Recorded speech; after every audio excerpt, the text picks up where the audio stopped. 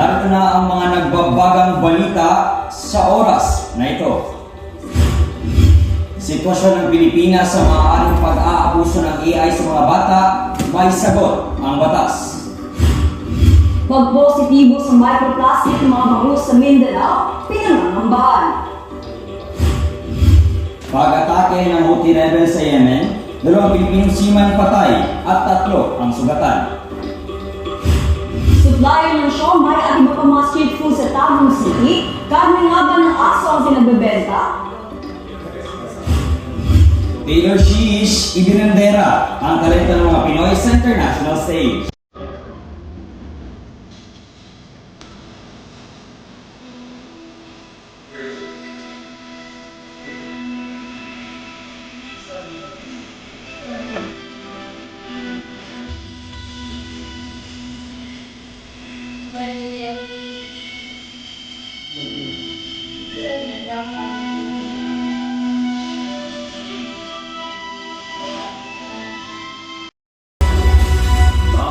Mula sa One Broadcasting Network, ito ang Lente Balanse. Mula sa City of Golden Opportunities, maayong adlaw Tagum City. Magandang araw, Pilipinas! Ngayon ay Marso, araw ng Martes, taong kasalukuyan. Ako si Vince Armamento. At ako naman si Hannah Makasipot. Mag-aatid ng mga balitang tinitimbang. Walang labis, walang kulang. Ito ang balitang Lente Balanse. Tiniyak ng isang interagency council na may batas ang Pilipinas laban sa artificial intelligence o AI-generated child sexual abuse and exploitation. Ito ay ang Republic Act No. 11930 o ang Anti-Online Sexual Abuse or Exploitation of Children at ang Anti-Sexual Abuse or Exploitation Materials. Idineklara naman ni Undersecretary Angelo Tapales ng National Council for the Welfare of Children na wala pang italang kaso laban sa AI-related abuse. Ikinabahala ng isang bag-aaral ang mas pagdami ng plastic sa dagat kaysa sa mga isda sa pagsapit ng taong 2025.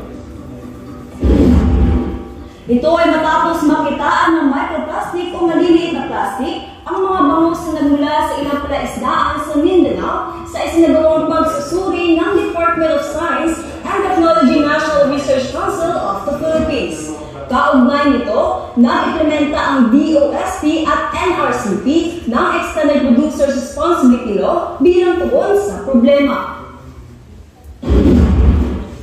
Nagpadala na sa Djibouti ng kailang mga tauhan ang Philippine Embassy sa Egypt para tulungan ang mga Pilipinong iniligtas matapos ang pag-atake ng Houthi rebels. Nakabalanse ang balitang iyan ni Angelica Dondoyano.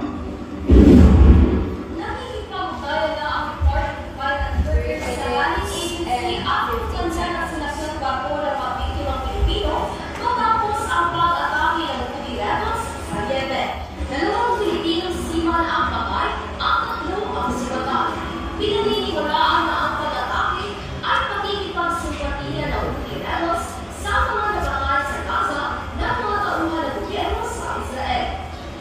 Ayon sa pahayag ng DFA, nananatiling matatag ang pamahalaan ng Pilipinas sa paniniwala na sa pamamagitan ng diplomasya at pagsunod sa international law, masalutas ang mga interrelated conflicts na nakakaapekto sa rehiyon. Tiniyak naman ng DFA nakakabalik na sa Pilipinas ang mga nalikas na Pinoy. Mula sa One Broadcasting Network at Central Riano sa Lente Balanse. At susunod, supplier ng siomai at iba pang street food sa Tagum City. Karne nga ba ng asong ipinagbebenta? At Taylor Shish, ibinandera ang talento ng mga Pinoy sa international stage. Ang lahat ng yan sa pagbabalik ng Lente Balanse. Wala akong kaya. Wala akong lakas. Hindi ka asenso. Mababa ang tingin sa akin ng iba. Wala daw akong kakayahan dahil isa akong babae. Kaya ako nagsikat. Ako'y lalaban para patunayan na kami mga babae ay meron din kakayahan. Hindi lang ako, kundi para sa kapwa babae ko. Happy International Women's Month.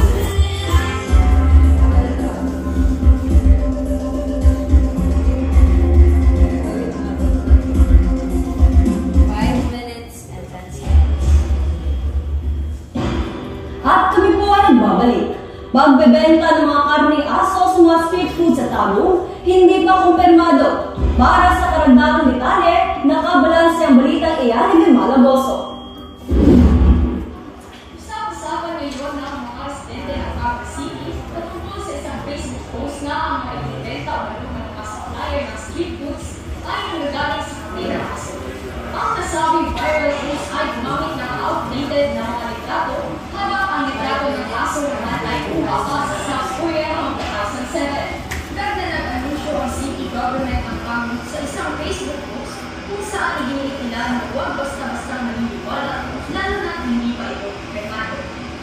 Dagdag pa ni Tagum City Mayor Ray Roy, maging responsable sa pag-post ng mga impormasyon pagkat nakapagpapaalala ang post ng mga residente ng Tagum City.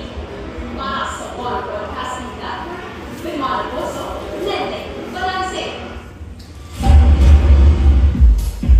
Impersonator ni Taylor Swift, dinala ang Pinoy Swiftie sa Australia. Para sa balanseng chika, narito si Rian Saniel. Rian, kamusta ang concert? Vince, napaindak ang Australian at Pinoy Swifties sa unang international concert ng Filipino drag queen at sikat na impersonator ni Taylor Swift na si Mac Rodel o mas kilala bilang Taylor Shish. Ginanap ang concert sa Fed Square, Melbourne, Australia.